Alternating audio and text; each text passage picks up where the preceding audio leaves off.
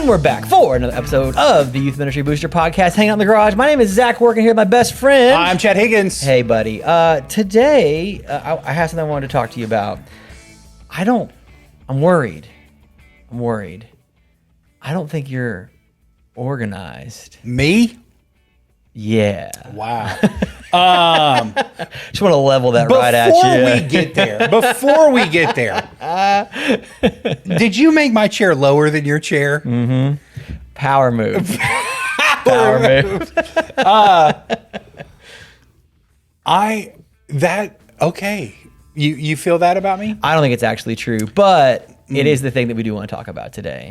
Yeah, because I would say there are probably some things that I can obviously be more organized in, but as a whole, like I'm pretty organized. Take care of business. Cat. You take care of business. And I would say that that's a thing that I enjoy doing as well.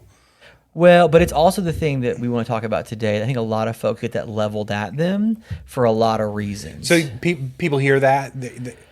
That's probably the cutting comment that some youth pastors, like parents would make, or senior pastor would make. It's like, you need to work on some organization. I think it's the backhanded compliment or slap of man, he's so good with the kids, but he's not organized. Ooh. Or she's a great leader, she's not organized. Yeah. It's like this way of trying to cut your legs. Okay.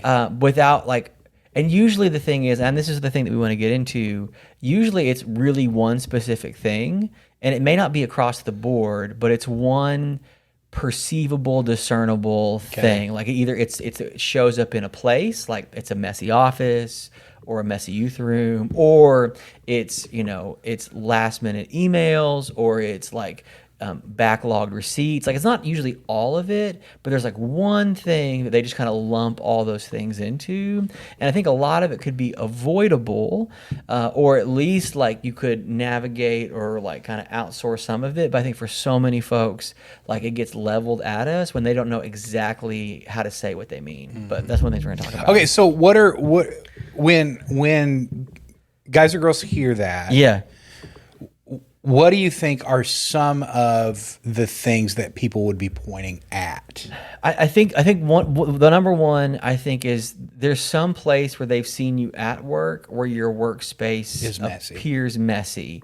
Usually it's the office, especially we hear this a lot into summer, post camp, not everything's put back away in August after July. It maybe got put away in September, October.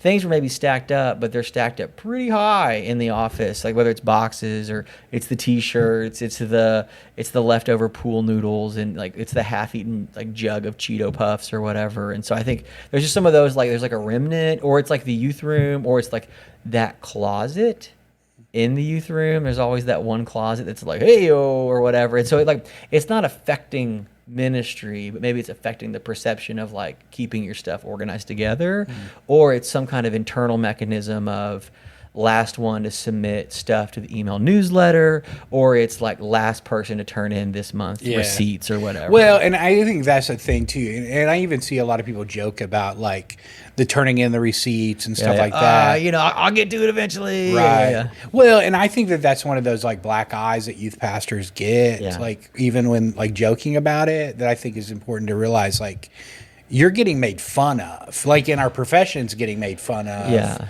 When it is something that's kind of becomes a joke. You're a joke, man. And I think that we need to realize that and own that in a little bit of going, okay, we want to fight against that perception. Yeah. But even beyond perception, I think that being organized and you may not, there may be people that are listening that are man, that has just never been me. Sure.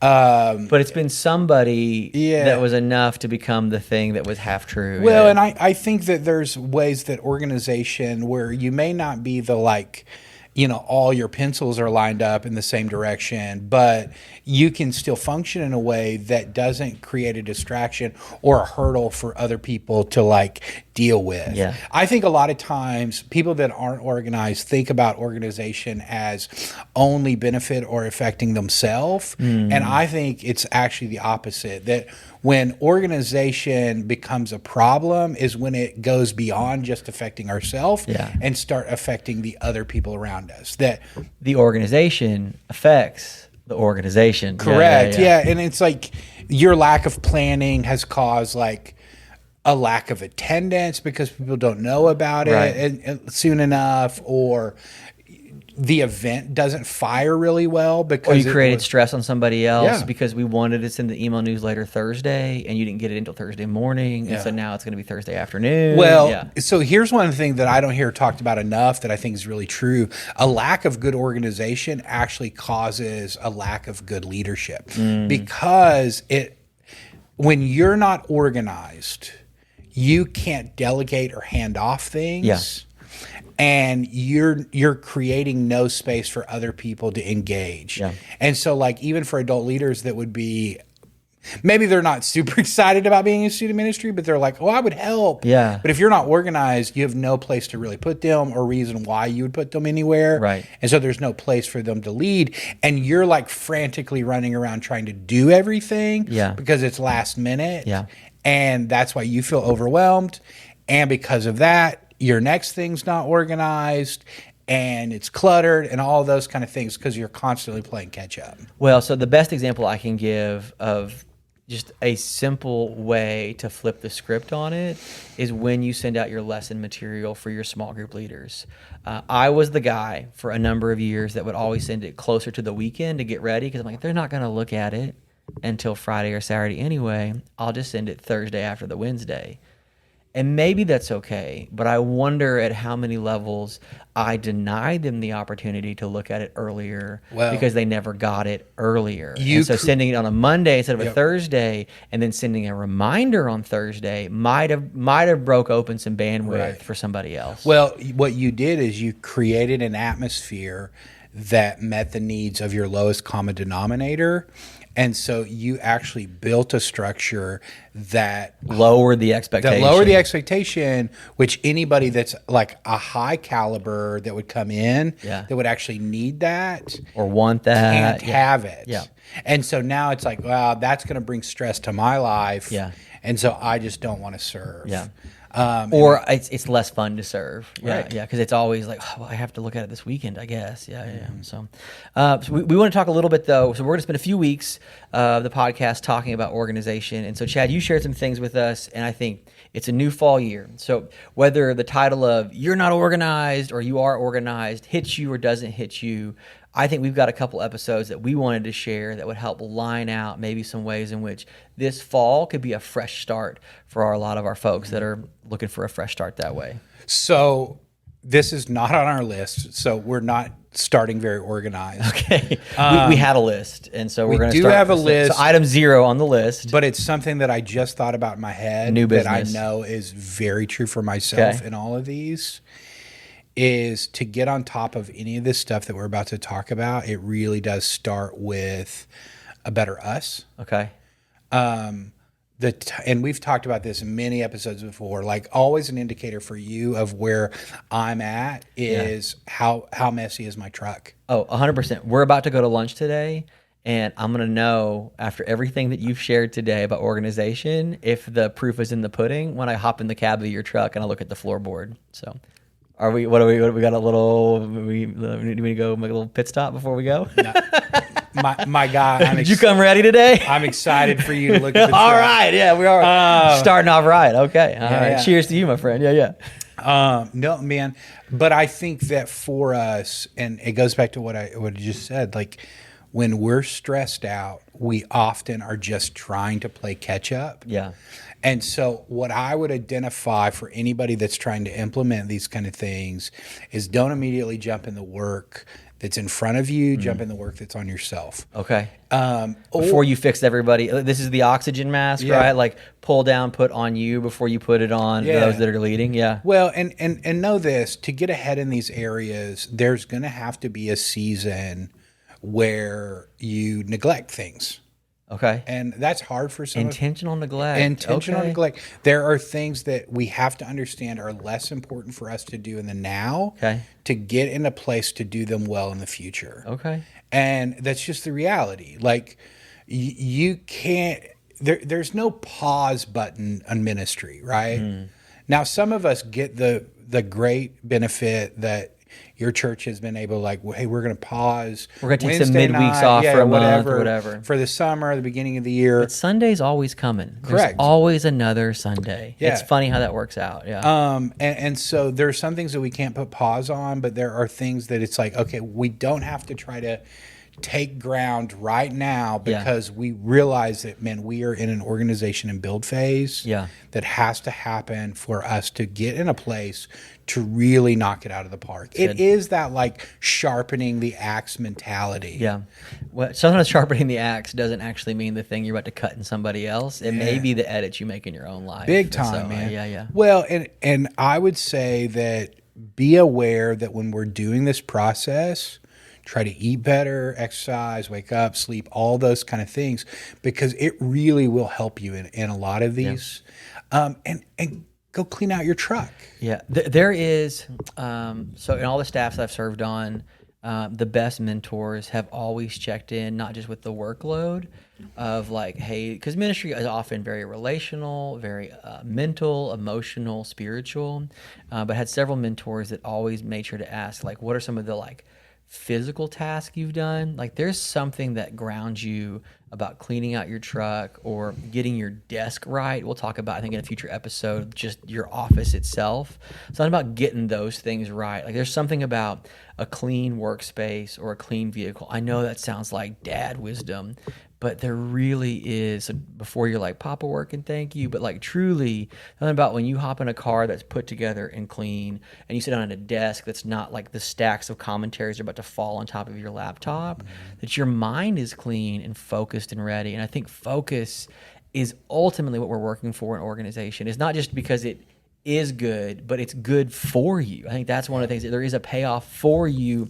both selfishly and as a leader, for both the capacity and the clarity that you can provide. Yeah. Well, and I think that it goes into, it's teaching this bigger like narrative and lesson of people walking in your space, specifically when we're talking about like the church areas and things like that, right? Like if we have students, which we all do, that are dealing with like stress and anxiety and those kind of things, we have to start realizing that our environment plays into those kind of things. And so when they're coming to engage with God and the space that they identify with that is cluttered and messy and gross, like those have subconscious like messages to them. And so I think that we've got to take care of those kind of spaces and making them beautiful. And I think that that's really useful in multiple different ways, and not just this like gross engagingness, but this like opportunity to teach and create a space that's and welcoming. Okay, so first thing that I would say, first thing first. The idea of becoming more organized is I want us to back up and take that like 60,000 foot view and realize that we've got to get out of the mindset of day to day and week to week, and we have to start looking at the bigger picture. And I would say this, and what I've known at working at everything from a student ministry of 40 to 400, like the bigger that scale gets, the bigger your view has to get. Must get. Like truly, like, and I think that probably is even tied to the growth you desire. Correct. Is the ability to take a longer, broader view. I think we've talked about this before. Like, if your goal is just to do better this Wednesday than last Wednesday, then you are on a roller coaster that has no end in sight. You have to see the whole track for what we're trying to get to. Well, and I even think that this goes beyond organization, but maybe it doesn't. Like organization and people speaking, it's why when you're functioning week to week, so many of these guys are teaching like ineffective like messages because they're trying to pack in everything, and they feel like they've got to communicate everything about the story that they're communicating and talking about in the passage, that they're like chasing rabbits every once in a every little different like doctrinal rabbit because they feel like, well, we've got to teach all the kids everything because you're just thinking about the week and week instead of this bigger picture. If I don't say it now, they'll never hear it. Right. Yeah. To realize that, okay, your teaching, your series are not a one-off, but it's a bigger view of where are we going? Yeah. You have these kids for 7 years, and we're trying to get to an end goal there. That's good. That's good. Okay, so what are some of the places for folks that maybe feel a little bit buried up? We just got done with a busy season, and we're like, man, I'm just trying to get ready for this Sunday. What are some of the intentional neglects that you would give them permission to have this week, next week, to peel back a little bit to kind of start to gather that view? Because that's not an automatic function for a lot of people. Like that's a thing you have to, I think, practice, maybe even discipline, and carve out not 15 minutes, but a few hours for. Like I think this is like I need the better part of a Thursday or a Monday to really do what you're talking about. This is not like I'll get it done before staff meeting next week. Like this is hey guys, turning my phone off for a Thursday afternoon because I'm carving out some big picture time. Some porch time, to use another friend's metaphor. So I think that some of our like ongoing like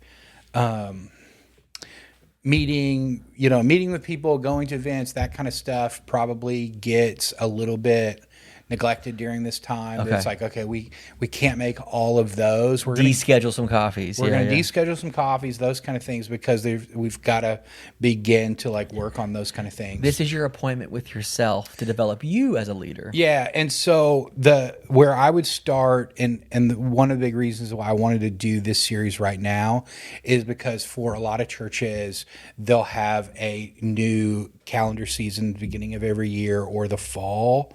And so right now, if your budget year starts at the beginning of the year, I think right now is a great time to begin to plan for 2024. Yeah. And to begin to think through like, okay, what is my schedule? So the first thing that I would do is I would sit down with a calendar. And I would start to lay out all of my big events, starting with our biggest attended events. Okay. So look back at this year. What were the events or the weeks that were high density? So whether that's camp or Easter or so winter weekend. I would probably start with camp for myself. Depending on the flexibility there, some places are like, it's always going to be the same week. And so this is easy. You may be locked in. It's always the third week in June. Congratulations. Right. Yeah. So here's a case in point in that, right? You already know that. Yeah. Why is that secret information? Right. Put it out there. Yeah, Put it out there. If you can give families, it may not be all of the things that you're going to do, but the heavy hitters for the summer, the most important things that you want them at. If you can identify, if you could say, these are the 3 events that I want every one of our students at, then those are events that need to be given to them. It may not be the full-blown promotion of them. Right. On the website, sent in the newsletter, like tag it at the bottom. Like it's just always there. Yeah. Hey, parents, we already know the date for camp. Just letting you know. That can be one email that's super simple. And the thing is, we get it. Most of our families aren't going to think about it until a few months out. Right. They're not really going to start planning. But you have a few of those families. Yeah. Again, raising the expectation bar, not the lowest common denominator. We're going to try to increase. We're raising the tide, raising the water. Yeah. So we can start identifying it. We put them in place. The next thing I would start to do once those big events are in place is I want to start thinking about, okay, what are these chain? Okay. All right, we do. So you're dropping anchor on these big events, but what's the chain that ties them together? Yeah, so I may think through, all right, I've got camp in July, okay? Great time to go to camp. It's a great time. It's hot. We're going to go to... Can we have a time where we just have October camp? Yeah. I mean, fall break camp, Well, 2 days less, dude, 30 degrees cooler. Here's the deal. Help me with this petition. I don't know who we need to sign it. I want quote unquote summer break to happen in the spring. Oh, okay. Why are kids not out when it's nice? When the best time of the year. Right. We have AC. Yes. We're not farming anymore. Chad, with the children. Yeah, why are the best weather months are we putting kids indoors? Right. Yeah, I don't know. Why do we not have spring off? Yeah. Like let's just work all through December and then all through summer and then just take off October, November and March, April. There you go. 4 months off. Yeah, so fantastic. Instead of a 12-week summer, let's have a 10-week spring and fall. We just figured out. We just figured out the education system. Solved it. See, that's what organization does for you. Okay, so what I'm going to do? It'll never pass. I'm going to take something like summer camp. Okay. I'm going to know my goals. Okay. And I'm going to know the biggest reason why we have those events. Okay. We don't. That's an important piece. It's not huge just piece. It's not just this is the biggest date on the calendar. There's also the biggest why. Yes. The goal is not just the win, but the why. And the biggest reason for that, when you get out of thinking about the week to week, you start looking at discipleship and teaching at a broader sense and opportunities to enter your ministry in different ways. I know that without a doubt, one of the biggest entries to my ministries over the year was summer camp of meeting new kids. 5 days, cooking together, Yep. like literally cooking meals and cooking in the heat. Yep. Yeah, We can build relationship really well over that time. It's also an easy entry for kids to invite their friends. Yeah. And so the number of brand new students that would show up for an entire week. Okay, so what do I want to have happen out of a big event, right? I want to be able to plug those kids into community because I know that is sticky into them getting connected to our ministry, all those kind of things. So I want to immediately begin to think, if I have new students walking in summer camp, what is happening in August, okay? Yeah. Then I want to do a big small group push in August. Yeah. I may put a mini kind of event of a big sign up that's going to happen here. And so I start pinning it. Boom, that Sunday, we're going to launch new groups, right? Or we're going to do some group connection event. We actually, the last few years at the church here in Tulsa, for our high school students that had midweek home groups that were elective because they were more like geography based than they were necessarily grade based. Like if you were in high school, we would have our home groups that would meet in various parts of Tulsa. So for anybody in a larger kind of sprawling city, it's helpful sometimes. We had folks coming from all over. It was at camp they would decide which home group they would be in with all of their buddies, right? So we're having seniors, juniors, sophomores, freshmen sign up for the group they want at camp. So it becomes this like the energy's already there. So when the groups launch at the end of August, it was in July that they were like, oh yeah, we're all going to be at Tammy's house. It's going to be awesome. Yep. And so you begin to start thinking about that. Maybe that's this midway point between Disciple Now or whatever you're doing next, right? Whatever that next big event that we want to do. So we want to make little chain links between each of them. And that may not be events. It may be teaching series. Yeah. Right? And so out of, we've got new students at camp. We're trying to get them connected by August 23rd or whatever into a small group. And so we're working as a team. Okay, who are all of our kids? Who are kids that haven't been coming to group that came to camp? All right, we want to make intentional phone calls. We're going to plan out sending letters, those kind of things. We're going to get hyped. We know that we've got to start recruiting leaders. So we've got another thread that we're doing during that time period. And so we're thinking through things in seasons. Yeah. All right, so this is a recruiting season for us. It's a connection season, for community us. building. Yep. Okay, now we're out of that. Where are we going? We've got them in small groups. Now we want to start talking about like personal discipleship, right? How are we growing? You're connected, but how are you growing? Yeah. So you may go. All right. So September, what we want to do is we want to have a 5-week series over spiritual disciplines, right? How to pray, how to read your Bible. Boom, boom. And we start to put those up. We know, right, that we don't want to just talk about it, but we want to actually put resources in their hands. We're going to talk about scripture reading on week 1, which means, hey, we've got to start thinking of a reading plan, journal, those kind of things. Hey, wouldn't it be cool if the Wednesday that we talk about journaling, that kids could pick up journals on their way out, right? And so we're going to make. We'll provide the journal. Yeah. And so not rocket science, but just forethought. Yeah. Forethought. So here's the deal. What I want you to see in this 60,000 foot view, you are understanding the why. You're trying to connect them, but you're not getting in the weeds yet. Okay? You don't have to write that talk yet. Yeah. You don't have to figure that game yet. Just top level. This month, spiritual disciplines. This month, spiritual prayer, discipline. reading Boom, boom, scripture, asking for help. Done. Yeah. And let it cook. Let it be there. What's my one? And you can get, maybe at this point, you're starting to get into, are there things that I'm going to have to buy? Yeah. Are there things that I have to get extra leaders Is there a cool feature thing? Like, what is the thing that helps to enrich the thing? Yeah. You don't have to have the journals yet, but you have to know that we're going to buy the journals. Man, maybe if even thinking about it early enough now, we could maybe customize them. Yep. Kind of make them their own kind of thing. Yeah, yeah. Yep. And so all of that kind of stuff is leveling up. And we'll get to some more organizational tips that's going to help you in the future. Because here's what I want you to understand. If this is brand new to you, this is going to 100% feel overwhelming. Yeah. You're going to have to feel like you are recreating the wheel. The great thing that we'll talk about later, or maybe we even get into it now. No, I'm going to drop it now. Let's do it now. The thing that I want you to understand is this. Stop making one-offs and start making templates. Okay. In all of these kind of things, there are the rhythms to student ministry that happen every single year. It's this. We've talked about this a lot, even in some different conference sessions. One of the things that's been heavy on my heart is that we're using all the wrong imagery.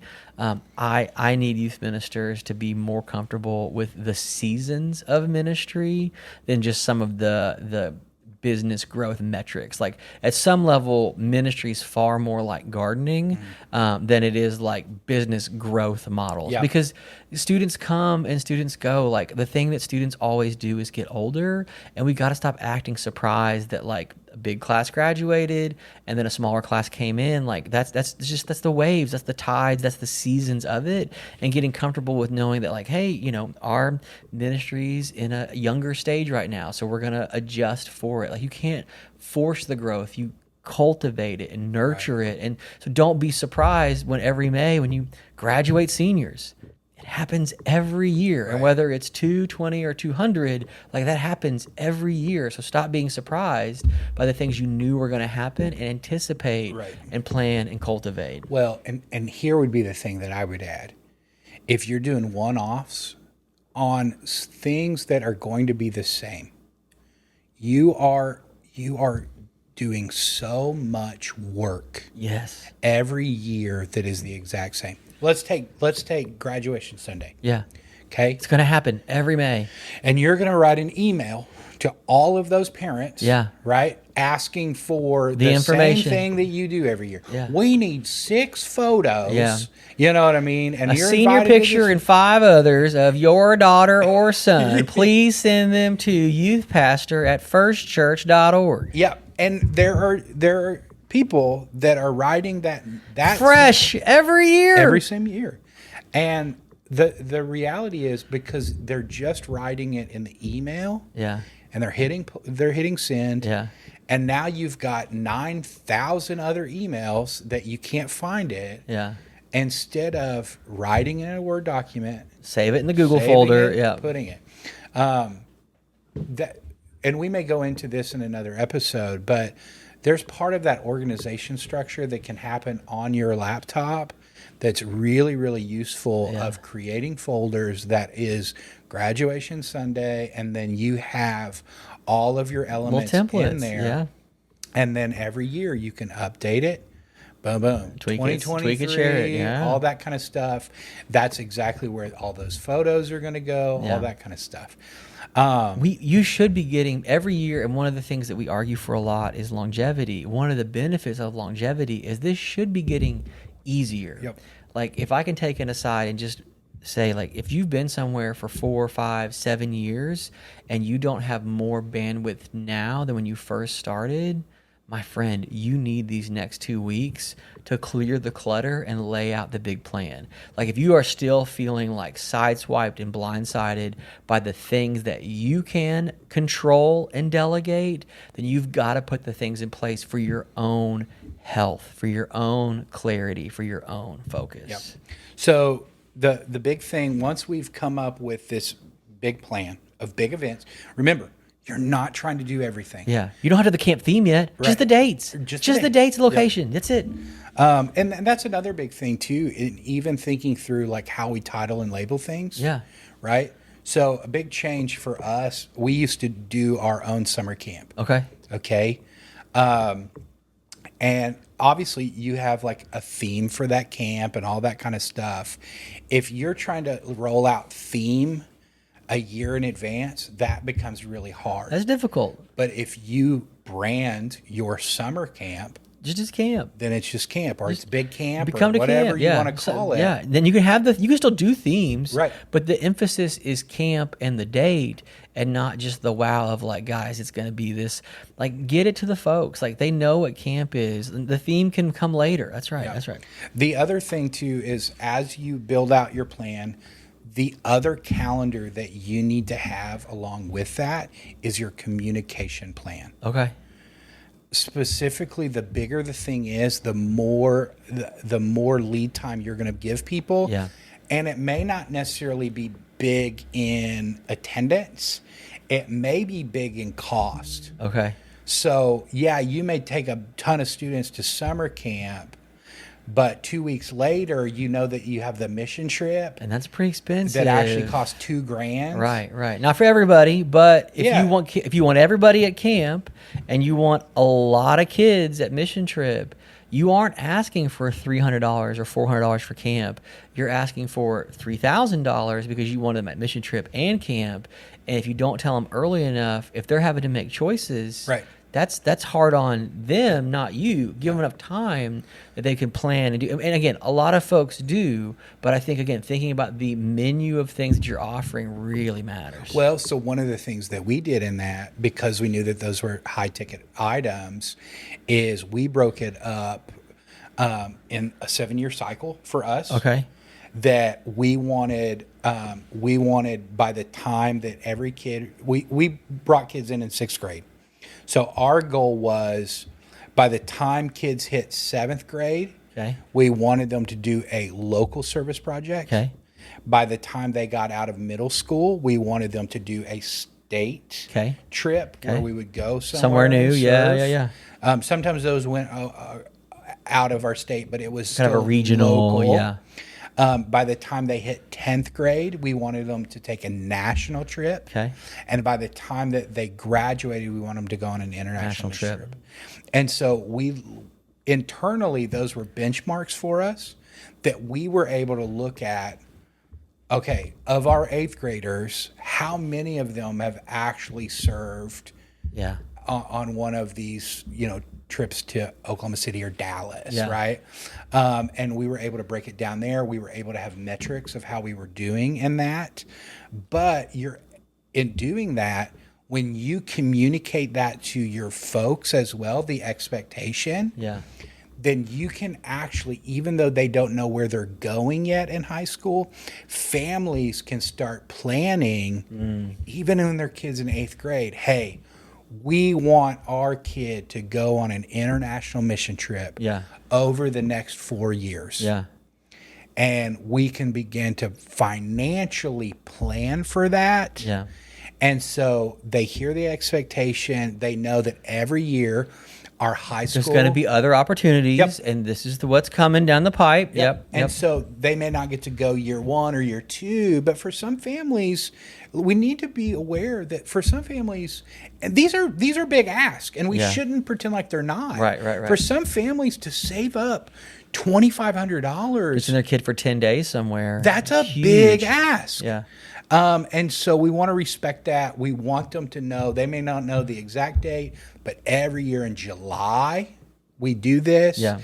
And the year before, we're going to lay out, here's the exact plan and trip and all those kind of things, and allows them to start to get planned. And if you can get 2 years out on those big, in 2025, we're going to Israel or whatever, right. Then you can start to build excitement for those kind of things. Yeah. And again, you may not have the itinerary, but in July of 25, we're going to go here. It's going to be an approximate cost of especially again, longevity. If you're fostering relationships with certain missions organizations or people that you're working with, you know that you could have those in cycles. Like, hey, Yep.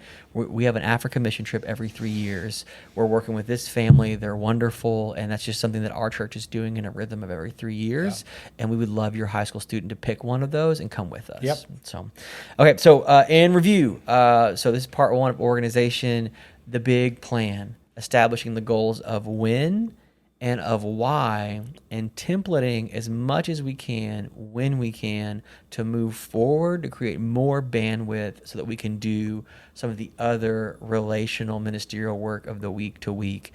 Take the time this week and next to clear the space, to clear your desk, to get a big, broad view of what this next year will bring. So any closing wisdom before we shut it down today? Make sure to come back. All right. Come back for part 2 next week.